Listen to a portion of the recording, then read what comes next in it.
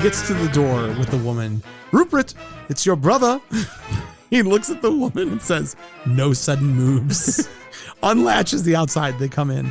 In this room, the things that jump out at me, a bird cage that's over a toilet, a tire swing like they would have in a chimpanzee enclosure, monkey slippers, a photo frame with 2 ribbons in it. The portrait over the bed, I believe, is of Napoleon. I could be wrong.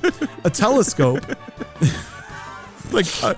Jamieson turns to Ruprecht and says, what do we do for guests? What did we do when Uncle Ted was here?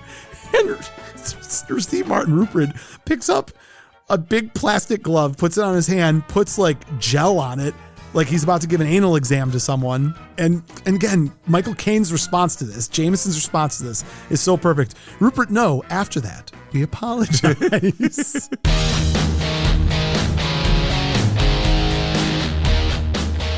Welcome to Buzzn The Tower, a podcast dedicated to the movies of the 1980s. Prepare to be stuffed in our DeLorean and taken on a trip through the best decade of film ever. Hey Mo, we better back up. We don't have enough road to get up to 88. Roads? Where we're going, we don't need roads. So if you love Caddyshack, The Goonies, Aliens, Weird Science, Spies Like Us, The Great Outdoors, Empire Strikes Back, The Great Muppet Caper, Pretty in Pink, Predator, Rocky IV, Roadhouse, Say Anything, Real Genius, Short Circuit, Some Kind of Wonderful, Beverly Hills Cop, Akira, Tango and Cash, The Breakfast Club, and They Live, just to name a few, then sit back, relax, and get ready to be entertained. Because we came here to chew bubblegum and podcast about 80s movies, and we're all out of bubblegum.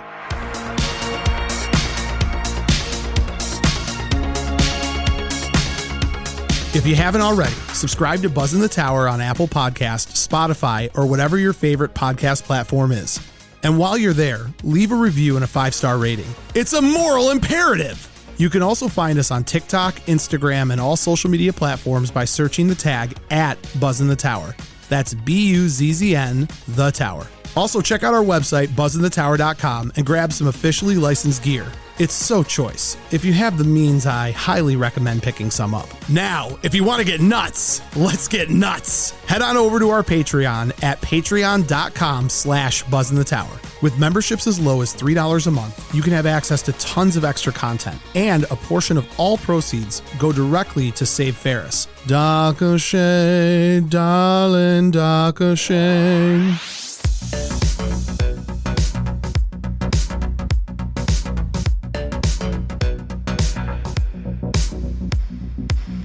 Buzzn The Tower is brought to you by Sonic Loans. You can find them at sonicloans.com. Don't be scammed by a Dirty Rotten Scoundrel, Max. Make sure you get the right loan percentage. Sonic Loans is the best place to go if you want to buy a house on the French Riviera. And they're going to help you find that right mortgage. The best rates in town, the best customer support in town. It's a family business first. Charlie and his team are there to protect you from Steve Martin and Michael Caine if they're coming after you. You're going to hear a lot of Michael Caine today. Yes, I know, so you know. Good, unfortunately. Good. So don't be dirty, don't be rotten, don't be a scoundrel. Go to Sonic Loans immediately. Tell them that Buzzn The Tower sent you. Get into the best mortgage possible. Refinance your current mortgage. If the jackal's stolen money from you, you're going to need to get some cash equity out of that home. 50,000. 50K, 50 big. So reach out to Sonic Loans today and start the process that you are going to fall in love with the best group in town. NMLS number 1955855. Not available in all states. Not a commitment to lend. Additional requirements apply. Visit sonicloans.com or call 313-488-4888 for more information.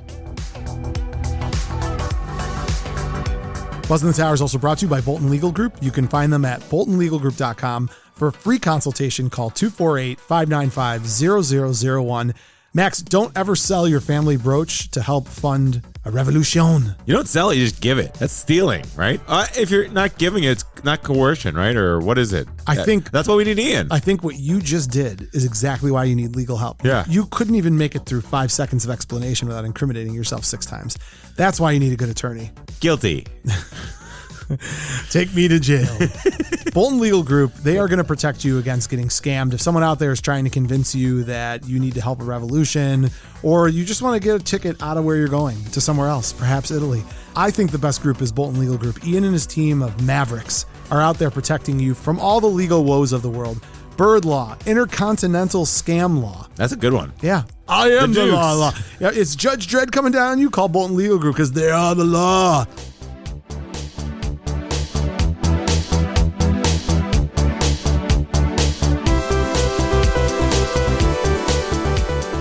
Today's episode, Dirty Rotten Scoundrels. Con artist Lawrence Jamieson, played by Michael Caine, is a longtime resident of a luxurious coastal resort where he enjoys the fruits of his deceptions. That is, until a competitor, Freddy Benson, played by Steve Martin, shows up. When the new guy's lowbrow tactics impinge on his own work, Jamieson resolves to get rid of him.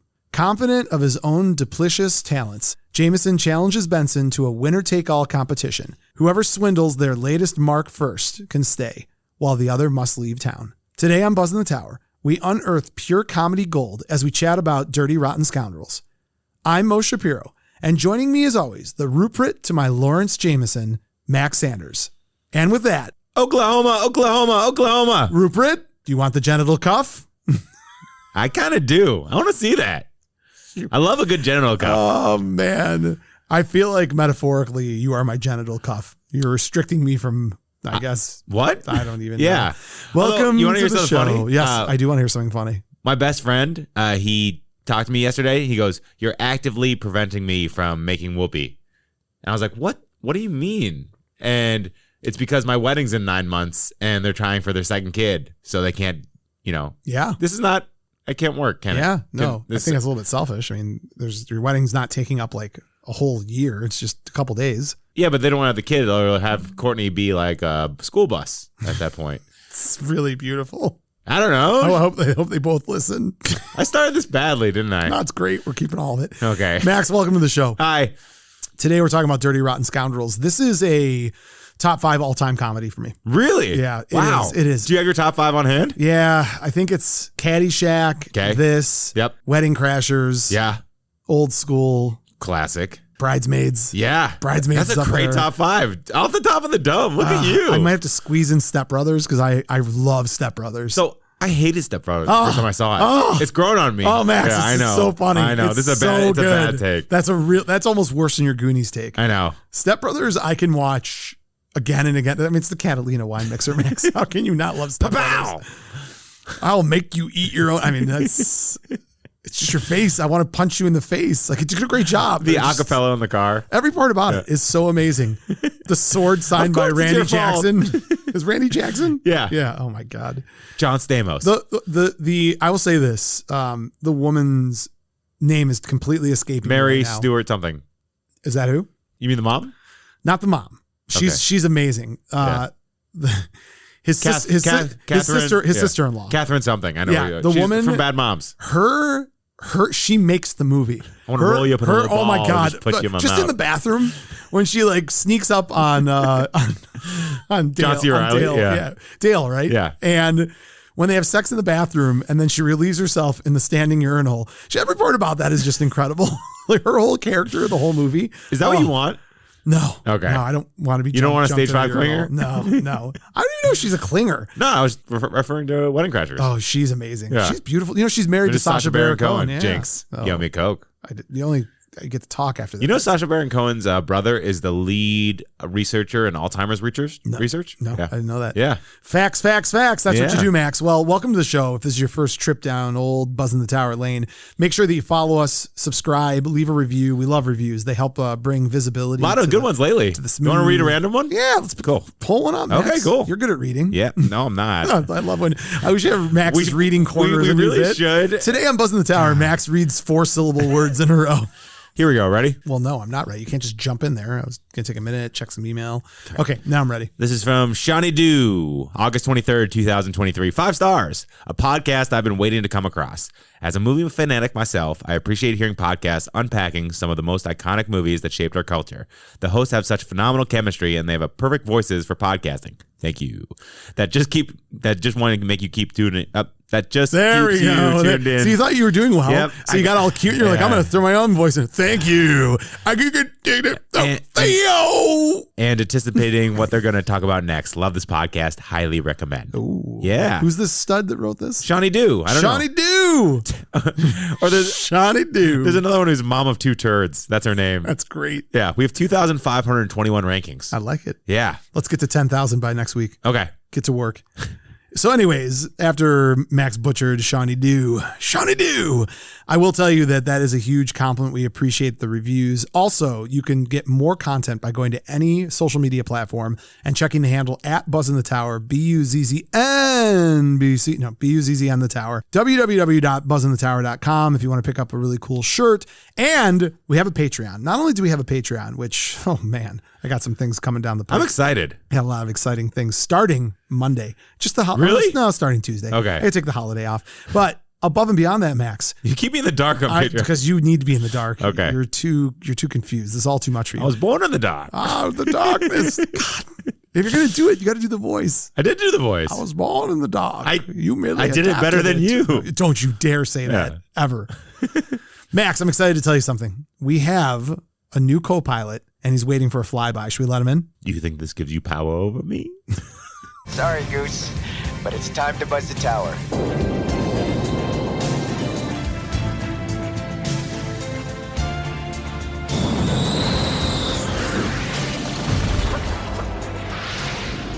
I want the truth about Patreons, Max. You can't handle the truth. We have exhausted every single Top Gun quote, so I will, for no good reason, just move to other Tom Cruise movies in and out of the 80s. Okay, cool. Because that's the kind of guy I am. I like it. Max, I want to tell you right now, we got a special. When all of our patrons are special, but when I see a Maverick come in at that $10 a month price point, that's when when I see a name like Adam Thrush, he's the master of the Patreons. Adam Thrush comes in, coming in hot as a Maverick, prepaid for the entire year to save himself a few dollars, because you can do that. And I want to welcome Adam to the club. Dude, he's the nicest guy ever. He was talking about, he's listening to our Action Hero podcast. He's like, I wanted to be Hulk Hogan too, brother. I was like, 24-inch pythons, man. Nice. Adam, welcome to the patrons. Welcome to our co-pilot crew. Let's get him a pin. Yeah. Adam, send Max your information. He's going to send you a pin in the mail. I can't, again, stress how much we love having patrons. It helps us support the show. This is listener-supported radio. And it fuels our souls. It really does. Well, Max, money does fuel your soul, so that's a true statement. I'm a dirty, rotten scoundrel. You are. I love a gambit. You dirty a swindle. son of a gun. Max, with all that being said and with all being laid out, I will tell you from my heart and yours, a big old thank you. Hey, Tony. Thanks. Saunders.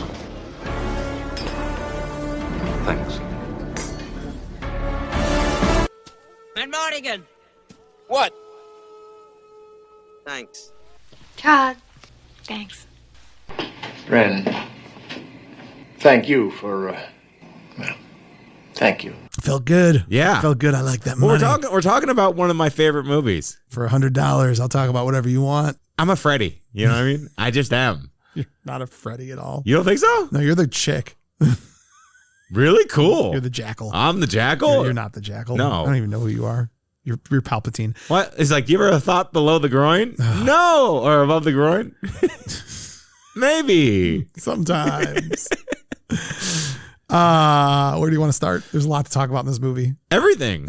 So, I mean, you gave the general thing. It's basically like spy versus spy. It's just who can be better at kind of conning people. And as an actor, I think this should be done more with great actors. Just let them let them run gambits on people, and they get to play roles, and now he gets to be in a wheelchair, and now one of them is a psychiatrist. I think that's a dream role for an actor. Yeah, I mean, wouldn't you want, if you were a headline star, if you were Tom Cruise, and they're like, we have a role where you get to be 6 different people, and you're always impersonating someone else. It just seems fun. I think the tricky part, I agree with you. I think the tricky part about this is it was a movie remake of a film called Bedtime Story, which was a flop. But it was Brando. I know, but it's still Stella! flop. It was, David Niven and Marlon Brando. Sorry.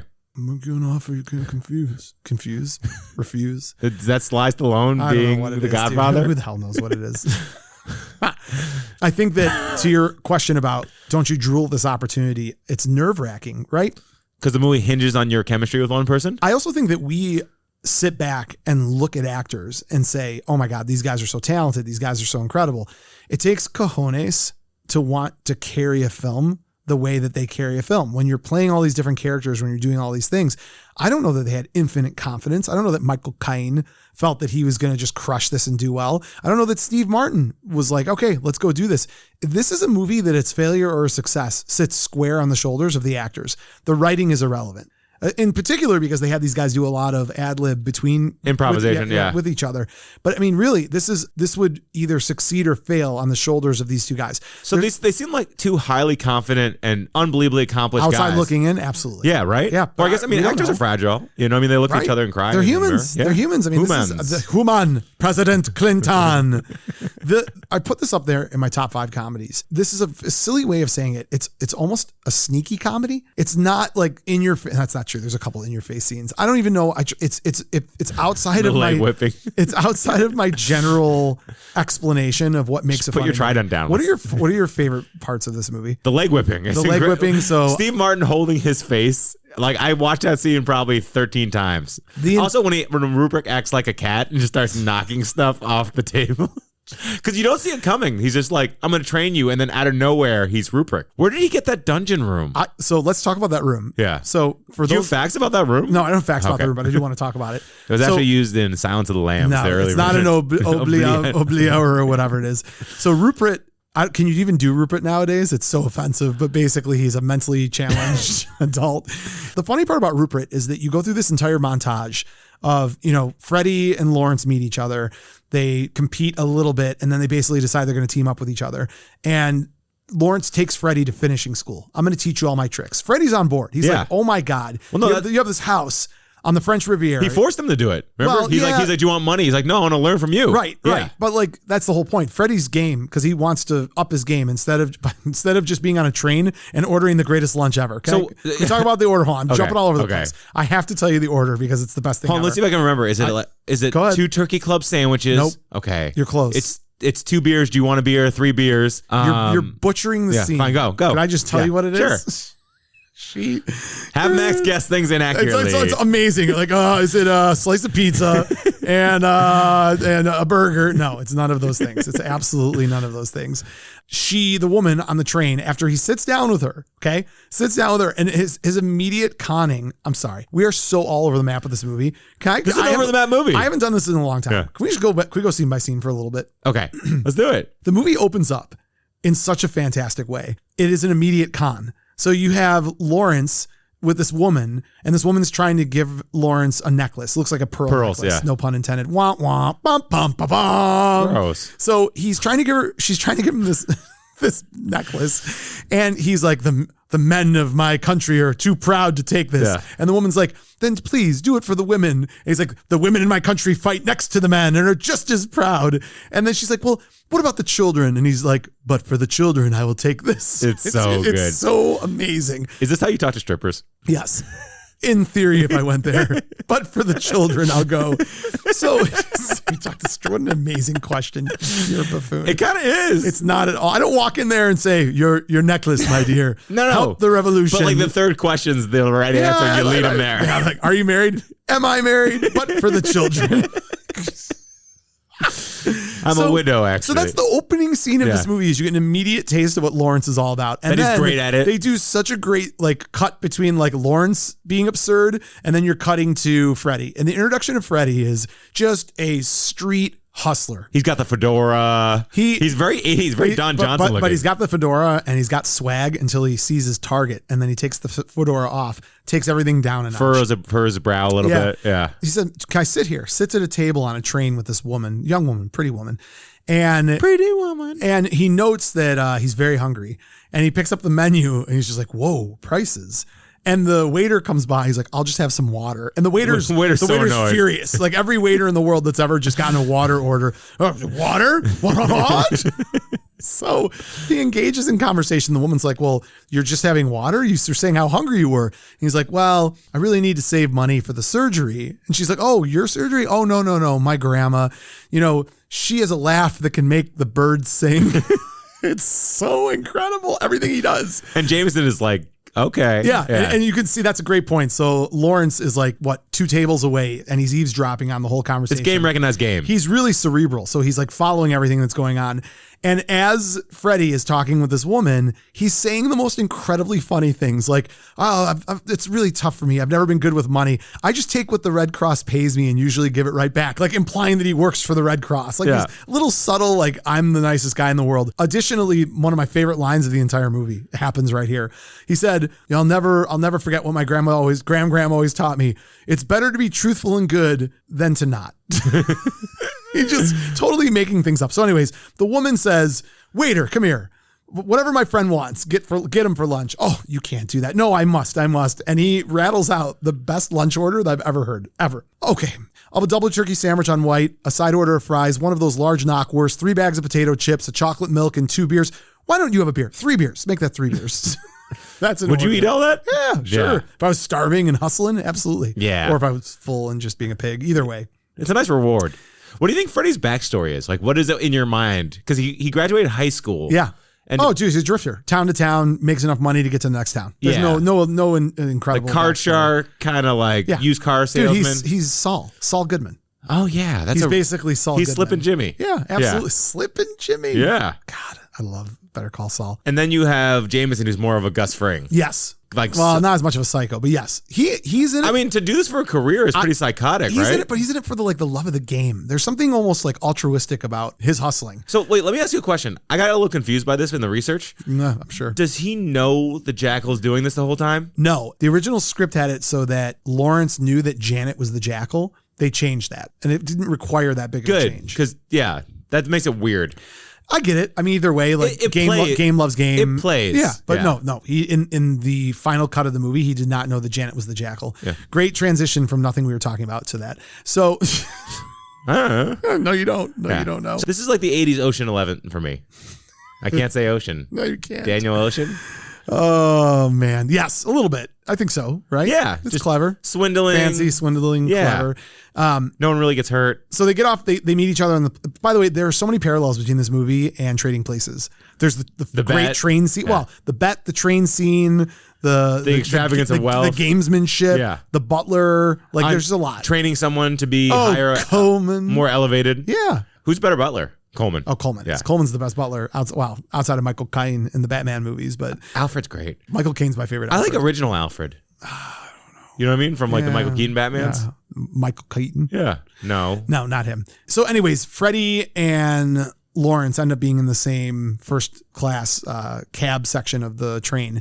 And I like that in this movie, Lawrence is immediately, scared isn't the right word, but he doesn't want the competition. Well, he has a great line. He goes, rabbit poachers may scare away bigger game. Yeah. Yep. Because the thing is, it's a small town. You know what I mean? And also he was worried maybe he'll sniff out his stuff. Yeah, I don't have I have a problem with it. It's just kind of like, it's funny because it immediately puts you on your heels that he's that concerned about it.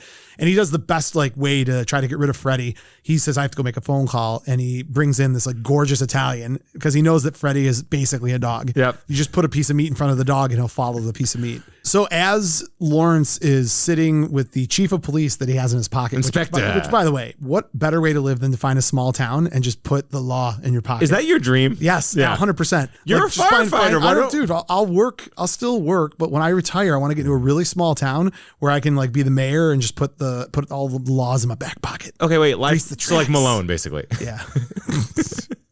So wait, life question though. Are you rivals with cops or are you guys friends? I am friends with tons of police. There's always a rivalry between Like The police. Departed? Well, so today we had a structure fire. Yeah. And it ended up being not that big of a deal. It was a paper waste basket next to an oven caught on fire. And there are these 2 really little kids that were next door neighbors. So things calmed down and we have a PR bag and I got them each a little fire cap and went over there and said hi to them.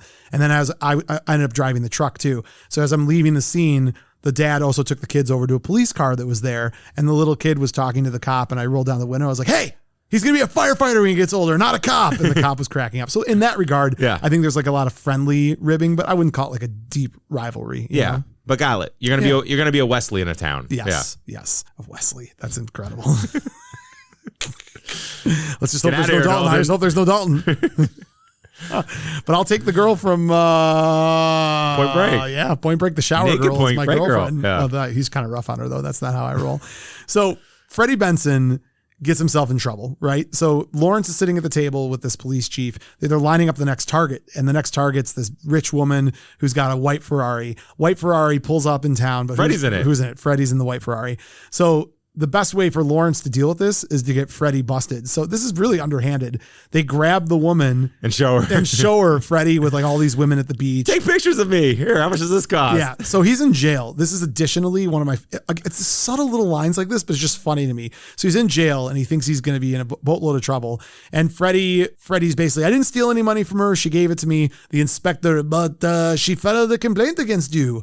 And Freddy's like, she caught me with another woman. Come on, you're French. You understand that. And his quote is incredible. This is like the best. It's true to this day, in my opinion. The inspector says, to be with another woman is French. To be caught is American. So it's a wonderful line. It's a great line. How many French people do you know? Oh, I know at least one. Yeah. I know one. And how many of them have mistresses? It's like, why do we know? Why do we think this? The prime minister of France has a mistress. Oh, really? That he brings to like political events. Okay, that's awesome. So culturally in Edit France, that out. you can eat a baguette and say hello, hello. Is any of this offensive? I don't think it is. I don't feel like it is. Well, yeah, I don't think. Bonne bon, c'est tout joué. Bonne bon, c'est tout joué. Yeah, we're not big in France. I don't have a single French connection. But soon, we will. You should watch that movie, by the way. Oh yeah, Popeye Doyle. All right. Anyways, as we swing through this movie, I'm skipping around. Let's skip around. So he gets busted. They develop this relationship, and he goes into finishing school. Montage. Freddy becomes Lawrence's.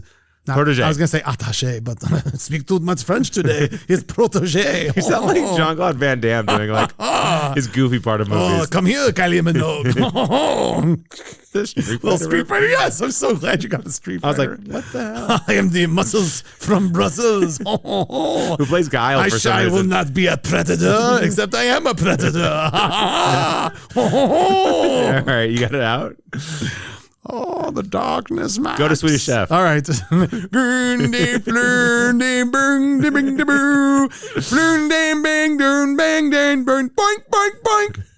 I think you're just very into the Frenchness of this movie. There's a lot of Frenchness. Well, no, Michael Caine took the job because they're like, hey, we're going to be shooting for 3 months at this beautiful, French Riviera. in this beautiful house. And he's like, I forgot. He doesn't talk like that. Oh, I will, the darkness. All of my voices are merging together. So he stayed in that house. He's like, geez, Sandy. Say it ain't so, Plucky, say it ain't so.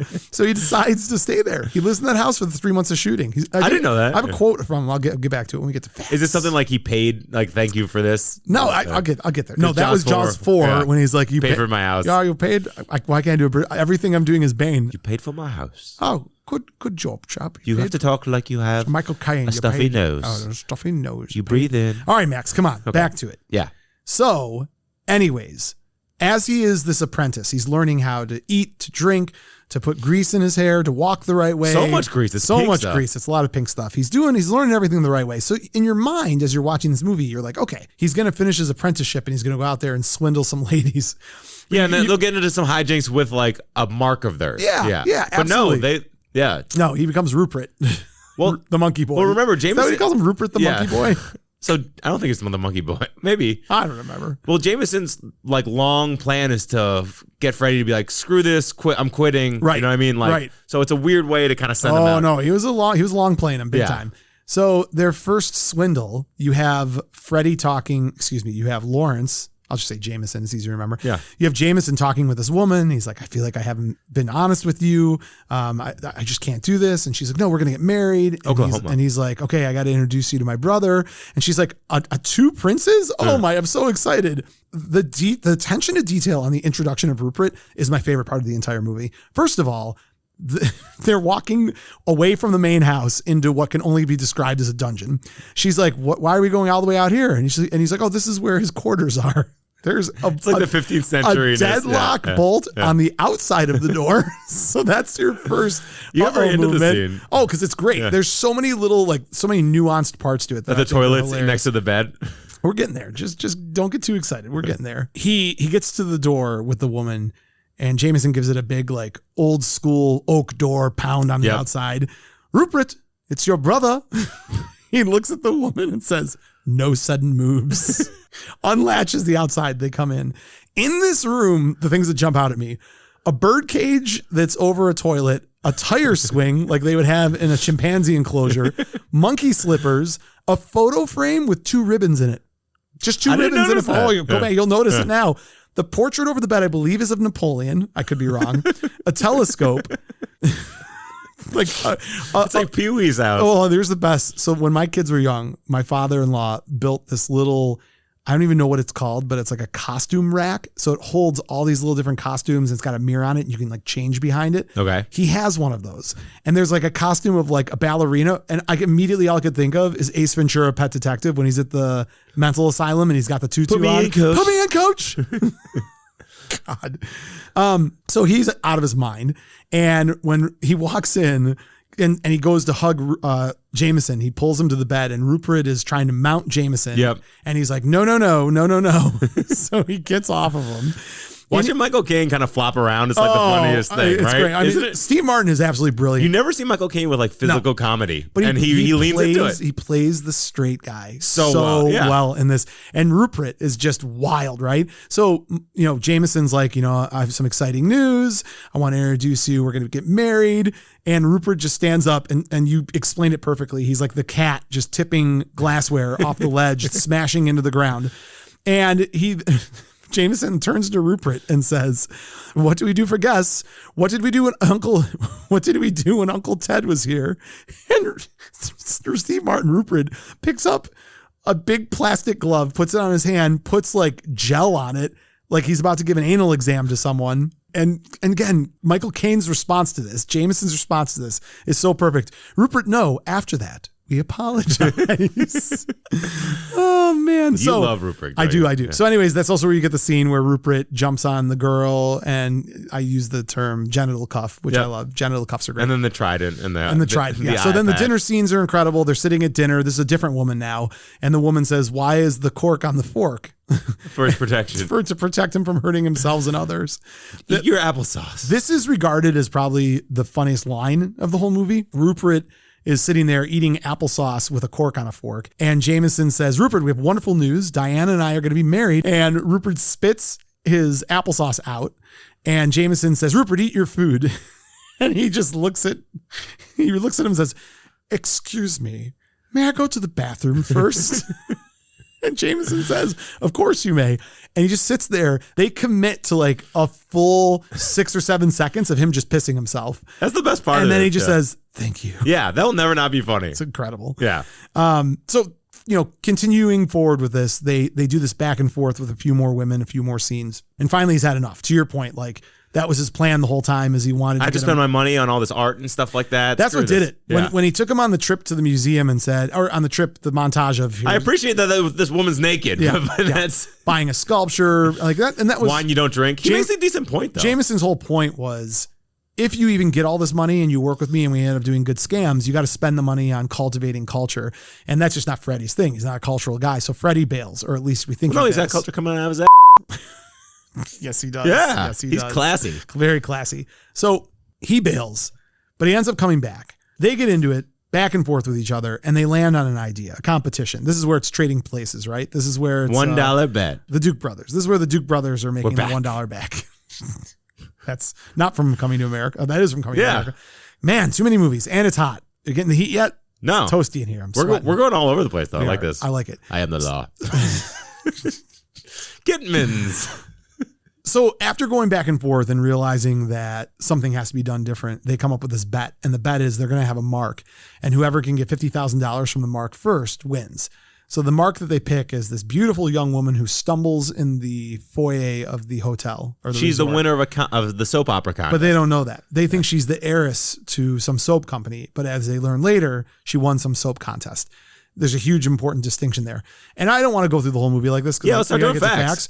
But it does take us to a couple of, you know what? I'll skip back to facts. We'll come back to my other funniest scenes. We've done enough. Yeah, cool. Or are we leaving everyone hanging? I guess go watch the movie. I think, keep the change, you filthy animals. The last one, so if you want to do facts, Michael Caine's favorite scene is the leg snapping scene where Freddy Let's get to that. Let's at least get to that. Yeah. So I don't care. Freddy pretends. There's no rules. This is our podcast. And we got roulette, which is great too. He keeps winning randomly. Do you know how hard it is to win at roulette? Yes. He just keeps winning. Yes. So they this movie has everything. They have their mark, and you get to the first night of them working. Her name is Janet. So Jamieson is sitting at the roulette table. Gonna be a charmer. Just his typical. Has his whole thing lined up. He's got a spiel. And then you see these people getting bumped left and right. And you're like, what is going on? And then it's Freddy dressed as a retired, not Marine. It's a Navy person. Navy. And he's in a wheelchair. So he's like an injured soldier. He can't walk.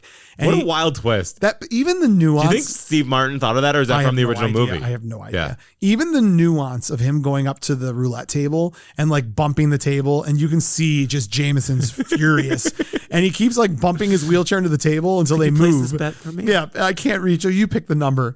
He loses the bet. He pulls his medal off of his jacket. Similar, which I love the throwback to the beginning of the entire movie when Jamieson does the same thing with his ring. Remember, he takes his ring off and he's like, "Here," like, and they're like, "Nope, we won't accept that." So he leaves because they won't take his medal. By the way, do you know why they won't take his medal? I learned this. Yeah, military, for this exact reason, military medals are made out of cheap pewter, basically. Pot metal. Yeah, and they do that on purpose so that people, there's no value other than what they are. I think that's dumb. I think if you did something great in the military or army, you should get something that's like worth something. Yeah, but people who do things great in the military aren't the people that crave that kind of stuff. They're heroes. America. Yeah, but what if they fall in rough times, which a lot of heroes do? They should be able to pawn it. I don't know. I disagree. I actually like that there's no value. That way they won't pawn it, and they'll always hold on to that no matter how rough things are. Boo. Yeah. Different values. Well, you like money and gold, and I like heroes.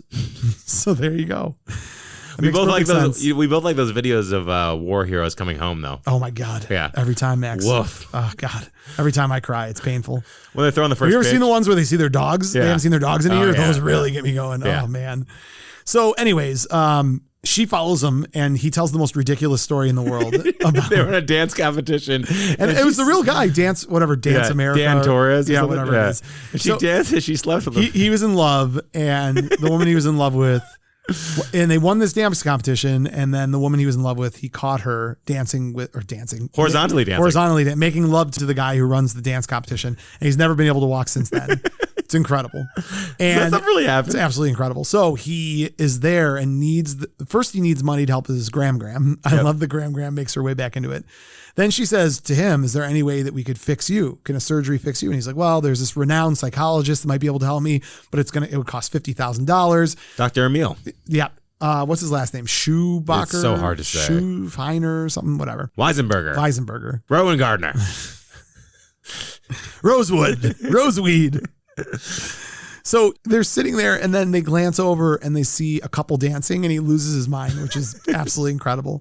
You just want to go see if we're seeing this whole movie, don't you? Because this movie's so funny. I know I'm zipping through it, but I don't even care. So they leave that area, and she decides she's going to help Freddy. And she writes a letter, goes back to his room, writes a letter, licks the envelope. She's like, "I'm going to send this to this doctor. I'm going to pay the $50,000. We're going to get you fixed." In the slickest move ever, Lawrence has already been keeping an eye on everything. Lawrence Jamieson knows what's going on.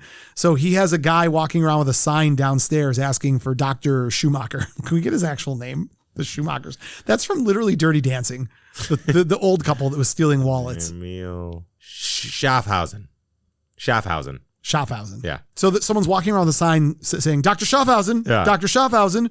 So Janet says, "Oh my God, this is what a coincidence. You're just the man I was looking for." She connects with Dr. Schaffhausen, who begrudgingly accepts the case and is willing to help Freddy. So let me ask, at this point, has she known the whole time this is who I'm marking and this is what's happening? Or does she get into it? Don't know. Okay. What do you think? I don't know. Yeah. I think she came here looking for Jamieson, and like wanted a partner and see if he was like worthy. I think you think about things that people don't think about, but I like that. Okay. Do you? You seem rather upset. No, it's just disturbed your train of thought. This is what you do on the show, and I kind of like it sometimes. Like we're playing tennis. Yep. There's a back and forth, and then you see a basketball 20 feet away from the tennis court, and you're like, "Let's shoot, make it rain, Philip Seymour Hoffman style. Let's shoot some hoops." Yeah. And I'm like, "Well, we were playing tennis. Things are going fine." You're like, "Yeah, but I like basketball." I do. And like then basketball. Before you can shoot the basketball, you pick up a tennis ball, but then you use it as a football. And then you're like, "Let's go, Mo." And then I get confused. Yeah. And I walk off the court. Get upset. And I get upset. And then I come back and say, "So are we going to play tennis? Or are we going to play tennis? All right, let's play tennis." So good analogy. Yep. I thought you'd like it. Mo's corner. Oh, that's good. So anyways, walk upstairs. And Janet says, Freddy, close your eyes. I have a surprise for you. And Freddy's all excited. He opens his eyes and he sees Lawrence Jamieson, a.k.a. Dr. Schaffhausen. Emil Schaffhausen. We are butchering his name. His German accent. Say his name one more time. Emil Schaffhausen. Read it. I want you to read it to confirm it. Schaffhausen. Schaffhausen. Yeah. All right. Schaffhausen. No, it's Schaffhausen. You're right. Yeah. So he sees Dr. Schaffhausen and the look on Freddy's face like, oh my God. And Max, this leads to the funniest scene in the movie. Is this hands down the number one funniest scene in the movie? God, Ruprecht's really up there. So too. Michael Caine says that this is the funniest scene in the movie for him. The detail that the two of them take. The whip, the tickler. But you're jumping to the whip. Okay, sorry. No, you have to apologize because at least we're playing tennis. Okay. He says, I'll take the case. And he walks over to Freddy and just with the gentlest hands removes his shoe and just holds his foot and like tickles. And he goes, so let me get this straight. Let me get this straight. You have no feeling below the waist. Nope, no feeling below the waist. So you can't feel this tickle, tickle, tickle. He's like, nope, can't feel it. There's an apprehension in Freddy's face where he's like, what's going to happen? Like he's terrified. And this, I mean, Dr. Schaffhausen, if you will, Jameson's just peacocking. He's having a good old time. So he's, oh, you would not miss your little piggy toe. And he quietly and calmly rolls his pant legs up above his knees. And he walks over to a fake plant. And you're kind of like, what is he doing? And he picks up this like plastic. Is it almost like leathery? It's like when you were 5 years old and everything was like a toy or a lightsaber. That's one of those things. It's a fake plant, but it looks incredibly painful. Yeah. And you see him just like whipping it like a sword, making the shoosh shoosh noise. Yeah. And he walks over to him and just gives him the lightest little whip to the leg. He's like, did you feel that? And he's like, no. And he takes a couple really good swings. And Steve Martin's just holding his face. He's like, nope, don't feel anything. And then he's like, please back up to Janet. And he walks out of the room. And the running start that he takes at Freddy's legs before he just connects. And Freddy's like, nope, I don't feel anything. He's like, I will take the case. And then as he's exuberantly talking about saving him, whips him about 3 or 4 more times. And Janet says, oh, look how excited he is. He's crying. And you just see tears pouring down Freddy's face. Steve Martin, that's like why he's one of the kings of comedy. God, it was amazing. Because he doesn't do much, you know what I mean? And it's just like, it's the expression in his eyes. It was amazing. Is Steve Martin's one of the top 5 comedic actors when it comes to like just facial expression? I think so. Because he's so vertical. Ace Ventura. I'm saying because he can be so animated and kind of plasticky like Jim Carrey, but he can be subdued and be really funny too. I don't know. Steve Martin might be like, you know how you talk about athletes? We were just watching Deion Sanders win that Buffalo game the other day. Yeah. And I didn't know a lot. I didn't know much of this. Like, do you know that he played baseball for the Yankees? Dude, he played baseball for the Braves and everything. I had no idea. Sport athlete. No clue. Yeah. No clue. For whatever reason, didn't remember that. Did you also know that he was like an all-state basketball player and that he once went from football practice to run like the 100-meter at college and like came in first place for that. He's like one of the fastest guys ever, too. I knew the story about him at the combine where he showed up in sweats, didn't warm up and ran like a 4.240 and then left the combine and said, I'm done. Yeah. So Deion Sanders is one of the best football players ever to play football. He is the best overall athlete to ever play the sport. More so than Bo Jackson. He's the best overall athlete. Okay. If you look at what he was able to do across multiple sports, there's nobody else. Tom Brady is the best quarterback to ever play the game. He could not play another sport other than football. Well, Bo Jackson was an all-star and an all-pro. I know. But, I mean, Deion Sanders was a better football player by far. And he was a better athlete. And longevity. God, that's hard, though. Like, Bo has Is longevity the same as longevity? Yes. I like longevity. How's your longevity doing today? It's pretty long. It's pretty long. Yeah, I've got some longevity. Some people have shortevity. I've got mediumjevity. I feel like mediumjevity is my thing. The thing is, my words... They come across, you understand what I'm saying. My kids do this. It is honestly like talking with my kids sometimes. Like my kids will be like, you know, I'm disappointed. And I'm like, you're disappointed? No, I'm going to disappointed because my longevity is medium. So good. Everyone is guilty of this. I do it too. I don't know why when you do it, it is so punctuated. Yeah. Yeah. Yes. Rather than specific, I say Pacific. Oh, that's a good one. It's a good ocean. It's a good ocean. It's my favorite ocean. Hey, I'll tell you what. I'm an Indian Ocean guy. When you've got longevity. Longevity. Some people have the longest longevity. You can go sail all the oceans. It's a fun thing. I don't remember what we were talking about. Totally. Oh, now I remember. Yeah. So we were talking about Steve Martin and I was talking about Deion Sanders. Steve Martin, to me, is the best all-purpose comedian. he's not pigeonholed. Like you're talking about his facial expressions. Yeah.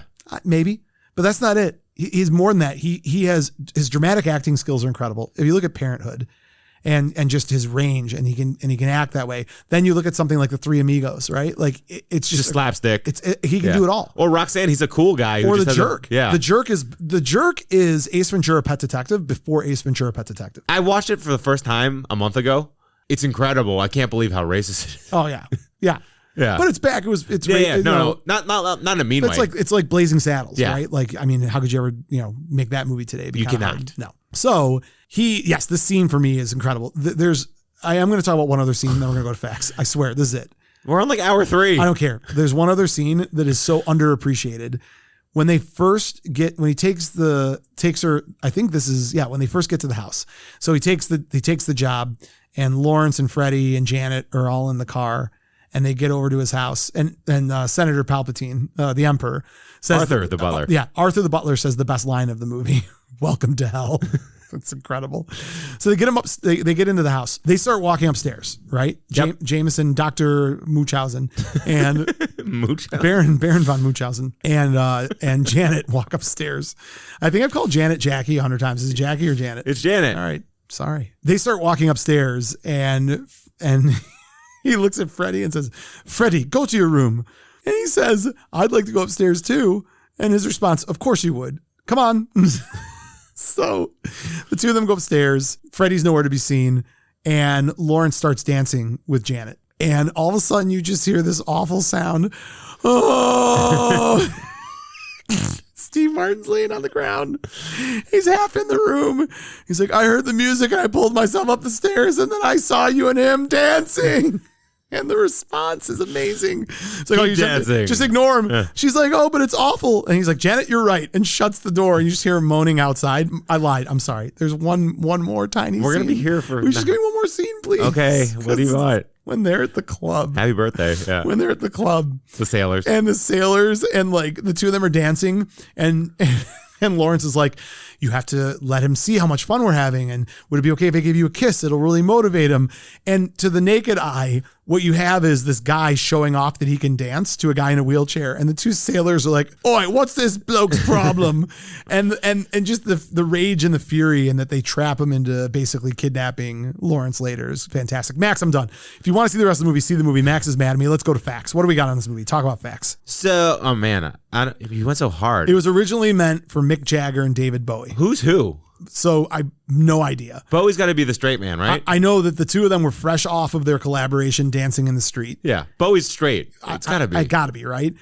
Jagger, who found... Has Jagger ever acted? I have no clue. Not in a big movie. I mean, Bowie can really act. He found Dale Launer's first produced screenplay, Ruthless People, to be amazing. He loved it. So do you like Ruthless People? How do you feel? I have not seen it. What? Remember, I promised I would stop lying and saying I've seen movies. It's a Danny DeVito. I know. I need to see it. It's by the Zuckers. I know. He suggested that Launer would write a script for them.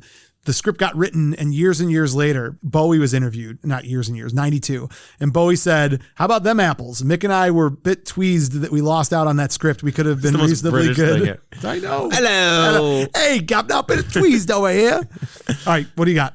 Early titles were King of the Mountain, which I actually really like, but Dirty Rotten Scoundrels. Dirty Rotten Scoundrels is the best. There were Dirty Rotten Criminals, and for Lawrence, they considered Gene Wilder, Leslie Nielsen, John Cleese, Richard Dreyfuss, and Dudley Moore. Yep. All of whom would have been pretty good, I think, right? I don't know. Those aren't any misses. No. Do you have a recasting while we're at it? I had a really good idea. All my recastings are the ones that they were thinking about doing. Eddie Murphy for Freddy. Well, he was considered, yeah. I know. That's what I was saying. Did you hear the part where I said they've already been... Yeah, but the Freddy thing threw me off. Yeah, it did. It's okay. And actually, Murphy had been already tied to this. His production company tried to get Launer to rewrite it if they could get the rights from Universal, but it ended up getting tied up and they couldn't. Wait, but I had a good recast. Who's your recast? So you spin it a little bit differently because they're a little bit older, the 55 and 42 thing. But they were made to look younger, right? Michael Caine had skin tightening. Yes. Which sounds like, remember the Simpsons episode where Ken Brockman has like the clip on the back of his head. Yeah. But I thought you go younger, like spoiled kids. Like one's more kind of a street kid and one's more just a spoiled rich kid, like trust fund kid, more kind of cruel. I bet you $100 is a terrible idea. Go ahead. No, more Cruel Intentions kind of thing. So I went James Spader and John Cryer. Nope. You don't like it? Nope. Okay. Nope. Terrible idea. Okay. The minute you said go younger and make it like a spoiled kid thing, like what makes this so tangible, they're seducing women. Yeah. So that you're going to have 19-year-olds can seduce women. No, not like that. Not in the French Riviera. Not with the tricks that they're pulling. No, I don't know. Okay. You missed the mark on this one. You're going to hate this, by the way. There's rumors of a remake with Rebel Wilson. They already made the remake. Oh, they did? I love when you don't. Yeah, they made a terrible remake. Oh. Did you see it? No, it got terrible reviews. Okay. The Hustle. Anne Hathaway, Rebel Wilson. Oh, those are good It was made actors, in too. 2017. Yeah. It's okay. It just happened like Bollocks. 6 years ago. Darn it.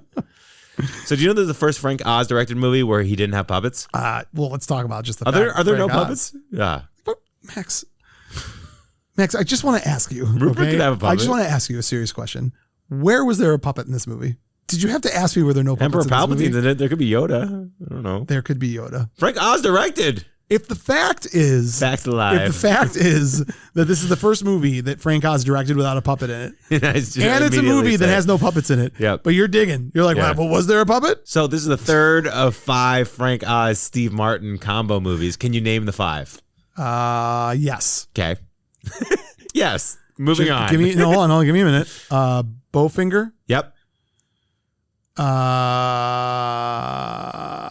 One of them, I mean. Stop it. Shush. House Guest. Yep. House Sitter. House Sitter. Thank you. House Sitter. So 5. Then third is Dirty Rotten Scoundrels. So I'm missing 2. Yeah. One of them you got tattooed on you, buddy. Detroit Lions. Just kidding. The Muppet Movie. Yep. And the last one's an 80s movie. Iconic. Give me a Big minute. old plant. Give me a minute. Oh, Fiend, Miss Seymour. Yeah, Little Shop of Horrors. Little Shop of Horrors. Yeah. There we go. All right. That was fun. I got there. Yeah, Just you took did. a while. Just took a few minutes. Sounds like your love life. That's right. It did take a while. All right. So I can't believe we didn't see this. There was a Broadway show that lasted like a long time based on this. With John Lithgow. I know. Wouldn't that be incredible? I would totally go see that. Yeah. That's incredible. Like the Beetlejuice play was so good. Did Yeah. you see it or no? Yeah. I've Yeah. not seen it. No, I've heard it's. You've told me about it. I need I've to seen go it see twice. Yeah. I'm excited for the sequel, by the way. We got to see that live. For sure. I thought this was a really good quote. And I believe it was Michael Caine who said, if you're doing a comedy and the crew laughs, it's not funny. I did Dirty Rotten Scoundrels with Steve Martin. The crew never laughed once at anything, and it's the funniest film I've ever made. What does that mean? That the crew's professional? Or No, like, no. I get it. Like when you're doing a comedy, when you're doing a film, Yep. and again, forget for a minute the Will Ferrell's and the plums. I got you my plums, where Yeah. like people break character. His point was when you're doing a comedic film, sometimes you got people like the crew just starts laughing. They think it's hilarious. Or they say cut and everybody's cracking up. That didn't happen at all on Dirty Rotten Scoundrels. And he was nervous about it. But his point was other films that were supposed to be comedies where they were laughing weren't as funny. maybe it's like forced laughter. They're trying to make you feel better. Who knows? Yeah. Who knows? Do you know Michael Caine's daughter's in this movie? Yes, No. I did. She's in the disco scene. She is. She's got black Young- hair. Young lady, black hair. Black Betty, bam, lamb. So there's a scene that you love when Freddy's in jail and he's trying to remember Lawrence's name. That entire sequence where he's like, Larry Jamboree. His name is James. No, James. No, his name is James Josephine. So that- no, James Lawrence. Lawrence Fells. Lawrence Fings. Forrest Lawrenson. Lawrence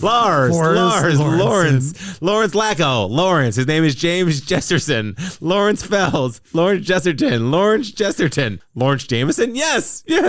What part of our conversation made you think I wanted the whole thing? I'm glad you ran with it. Don't care. I tried like twice to open my mouth. I was like, nope, he's going the whole Yeah, thing. I got it. That entire thing was ad-libbed, and under the camera, like out of shot, was Oz, and Oz literally waited and waited, like similar to what I was just doing with you, Yeah. until it was time for it to stop. And he tapped the foot of the actor so the actor could kind of wrap it up when it had gone its We need a course. symbol. Maybe How about look at my face? That's the symbol. give me the finger. I'm not giving you the finger. Why? He'll throw you off. You get easily distracted. Well, I'll know. I'm just going to let you do you. Okay. That's the best way to deal with this. Wow. Let you do you. How many more facts do you have? Filmed in 71 days.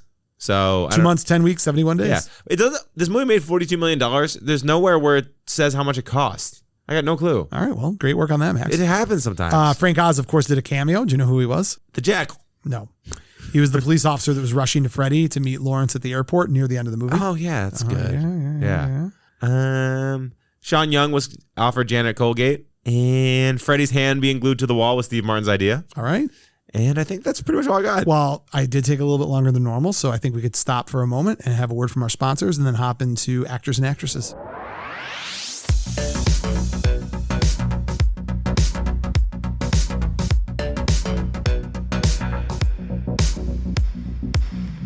Buzzn The Tower is also brought to you by Adobe Real Estate. You can find them at weareadobe.com.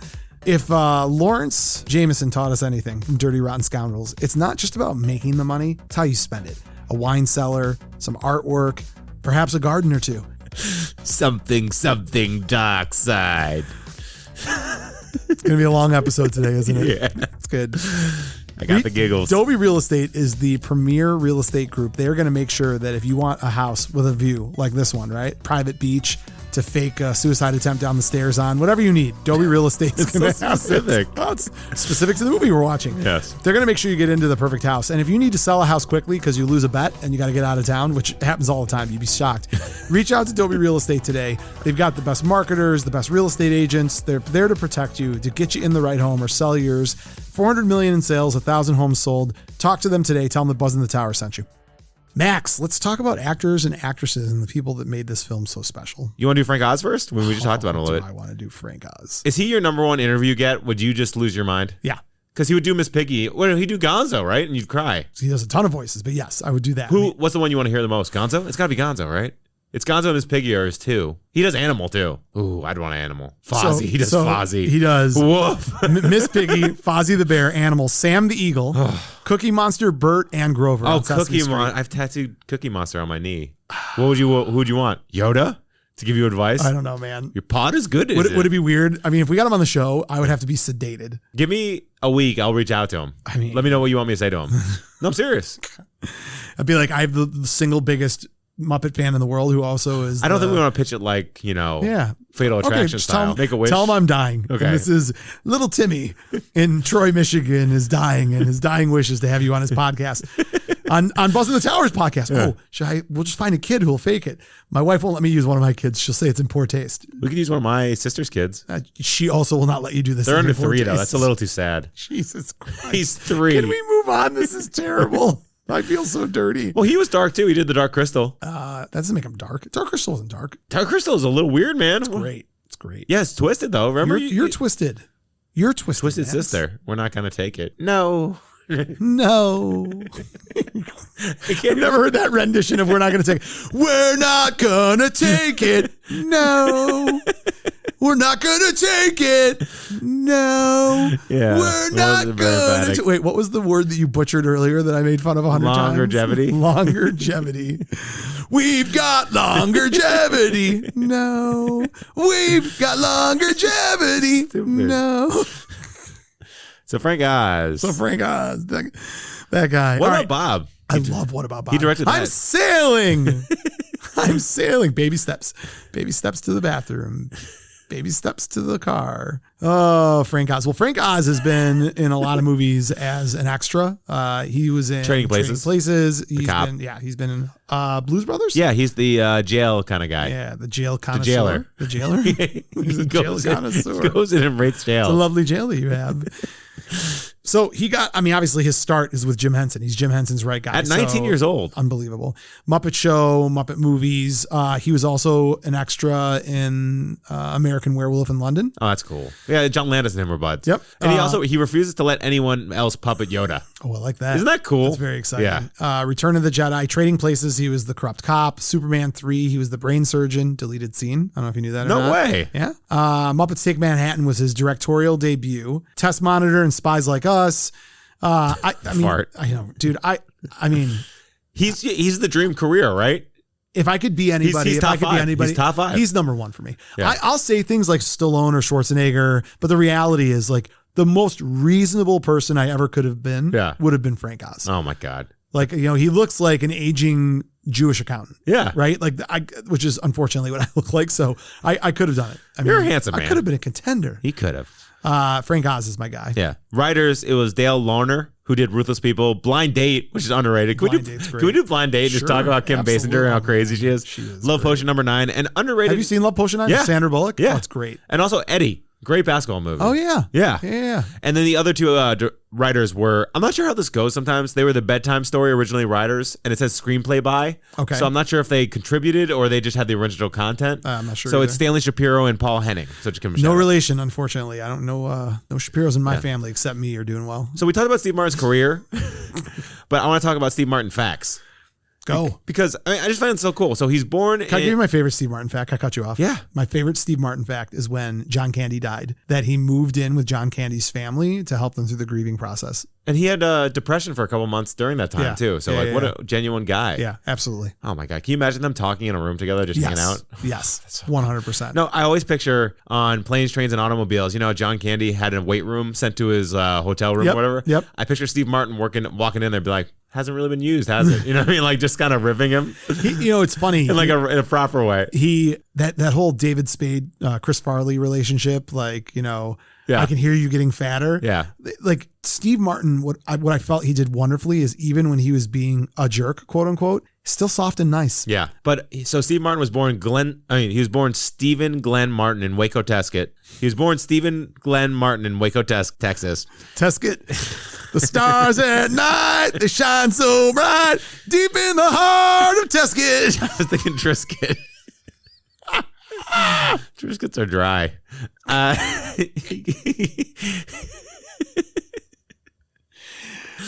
It's a Tesket rodeo. So he got a job in Disney's Fantasyland. Do you like Tesket toast? Yeah, where he learned magic, juggling, and you ever balloon had a animals. steak at Tesket Roadhouse?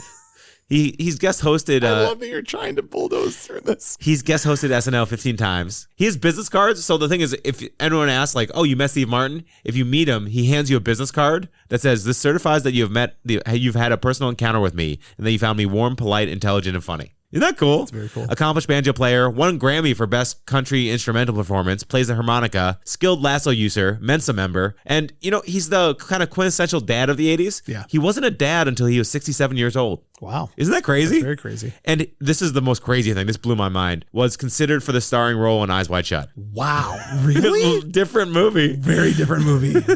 So The Jerk in 79. Yep. I'm not doing all of his movies. Man I'll with just Two do the Brains. ones. Man with Two Brains in 83.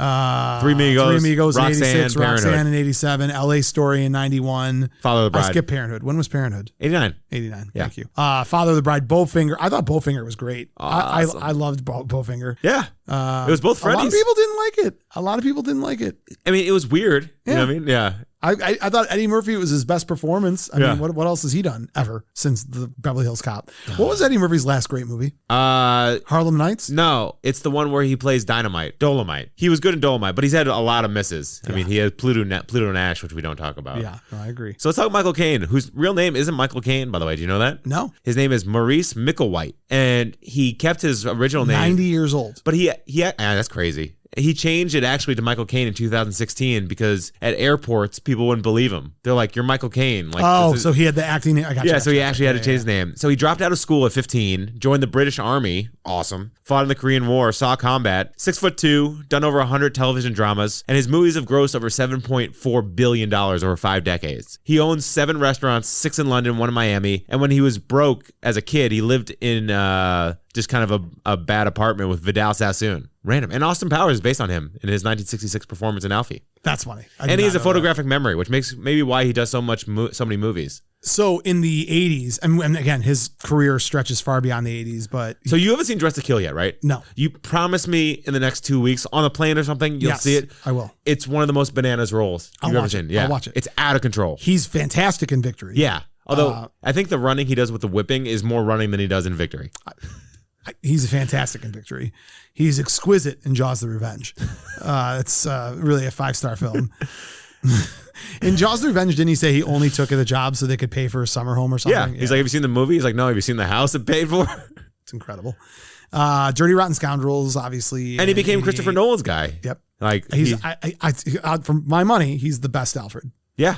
And Inception, Interstellar, Tenet. He's just incredible. Yep. Oh yeah, that's right. He's the dad in Inception. I forgot. Yeah. Well, not the dad. Father-in-law. Yeah. Interstellar. That's a dad. Father-in-law. Rage father against the dying of the light. All right, Max. Next. We don't have that many characters because I don't think we're going that deep. You want to go to Emperor Palpatine? Yeah. Arthur Butler, played by Ian McDermott. So weird. Like, he's good in this and he's great as Emperor Palpatine. He was in Sleepy Hollow. He hasn't done anything else. Like, what is going on? I don't know. Yeah. I guess you make your money and you're done. Do you think he has like Emperor Palpatine royalties? Oh, I'm sure. Yeah. Well, no. Actually, no. Why would he get royalties? I don't know. Actors don't get royalties. He probably goes to Comic-Con and just cleans up. I'm sure he can clean up the Yeah. I mean, he could be on Cameo and be making about $1 million a year. Who would you send Emperor Palpatine cameos to? People you Star hate? Wars fans would be all over that, right? Yeah, I guess. Come on. I mean, think big roles in Star Wars. Yeah. Right? Like who else is going to do it? Harrison Ford's not doing it. Yeah. Who would you want to be your cameo from Star Wars? Oz. What? Oh, from Star Wars? Well, Frank Oz. Yeah, Yoda. It's Frank Oz. He has the puppet. He only allows himself to do it. I know. So, yeah. That's now the second time you brought that up. Yeah. You got a lot of longevity going on. So one last fun fact. Did you know that Frank Oz is the only person that puppets Yoda? Max, I feel like we've been Nailed it. talking for hours. Are we done? Let's see. I got It's so hot in here. It's so hot. Do I have anybody else? Glenn Headley, who played Janet. She was like the actress of the year, and people are all high on her. And she passed away. 2017. Yeah. Dick Tracy, Sergeant Bilko. That's right. Dick Tracy, the girlfriend. Yeah. Sergeant Bilko, her and Steve Martin are just as good. Remember when they're playing like they're playing like gin rummy, like whether they'll get married or not. Yep. And also Mr. Holland's Opus. She's the wife. The wife. Yeah. I like that movie. I like Richard Dreyfuss. Yeah. Mr. Holland's Opus is great. Yeah. It's a tearjerker. A little creepy that he kind of had a thing for the high school chick. Well, it happens. It does? I've read. Yeah. So far, Dateline. I've read in books. In books. That I've heard about. Yeah. Far away from me. Yeah. Max, any other characters you want to cover? Nope. Well, then I suggest, as I do every week, get the heck out of that here. we get the heck out of here and we go to our Buzzn The Tower fan spotlight.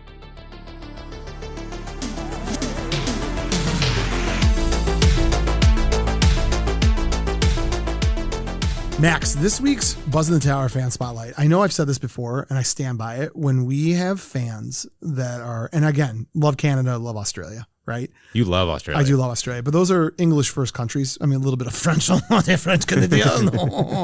But we have friends that love Good the show fishing in Quebec. that are from like China, Japan, India. China. The doctor from India. Yeah, or the Germany. doctor from in Germany. Yeah, like when we have like real language barrier friends, but they're still listening to the podcast and they can get by on understanding what you're saying. That blows my mind because you don't speak very good English. I do English. You do English. I do business. This guy, Vladimir, who is our Buzzn The Tower fan spotlight this week, is from Serbia. Loves the show. Texts us back and forth, communicates back and forth with you on all of his favorite 80s movies, loves the Instagram page, has been listening to the podcast. I'm really excited to have him on the show.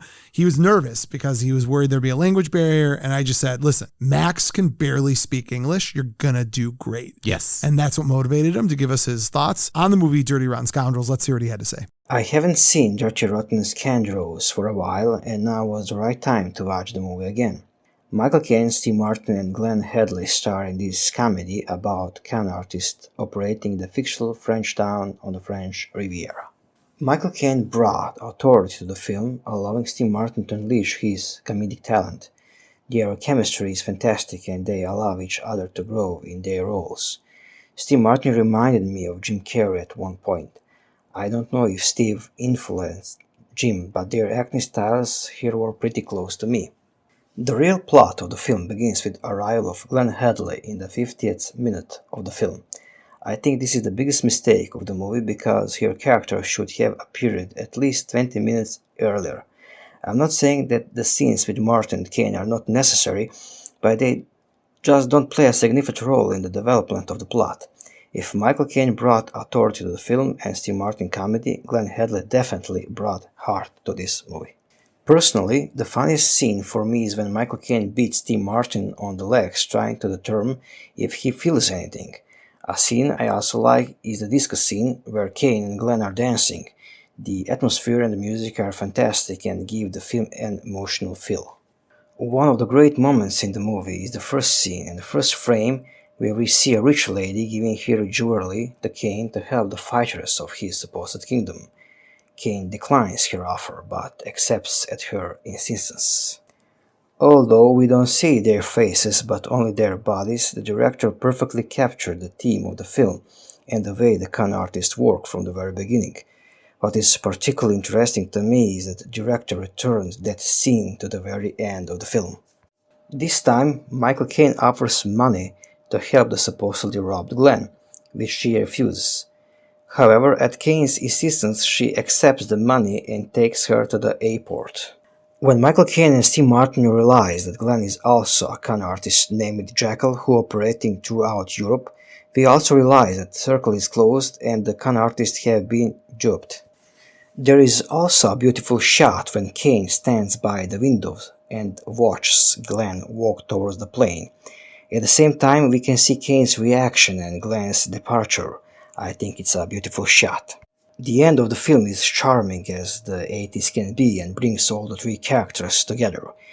One of the interesting things is that Steve Martin and Glenn Headley will join forces again in the movie Sergeant Bilko from 1995. Well, that's my take on this charming movie, and thanks for having me on your great podcast. Bye. That was like a He did great. Roger Ebert review. Yeah, he did like great. that Janet should come in earlier. I kind of like that. I also will tell you, it's funny that he picked up on the Jim Carrey thing. I mentioned Yeah. the same thing. There's that feel. And he has the same favorite scene that Yes. you do, which is, I mean, how can you not love that scene? Crushed it. Yeah. Serbia rules. Serbia rules. Vladimir, thank you so much for coming on the show. You did an outstanding job. And as I tell anyone who does a great job on this, shoot for the stars because Max will be fired any day. And Yep. you can always join me on Could be Buzzn The tomorrow. Tower. Could be Might be right now. today. Could be today. Good, the longevity. Have fun. That's so much fun for me. Max, that concludes today's episode on Dirty Rotten Scoundrels. Don't forget to subscribe, leave a review. Check us out on any social media platform at Buzzn The Tower. Join that Patreon like Thrust did as a Maverick, because that's pretty awesome. And how do you want to end this episode? You got anything to add? Not mother. No, that's really good. Not Mother's really good. May I take your trident, sir? That's also a really good one. Max, I've nothing. Okay, I'm gonna go to the bathroom. Go to the bathroom. I'll see you next week. Thank you.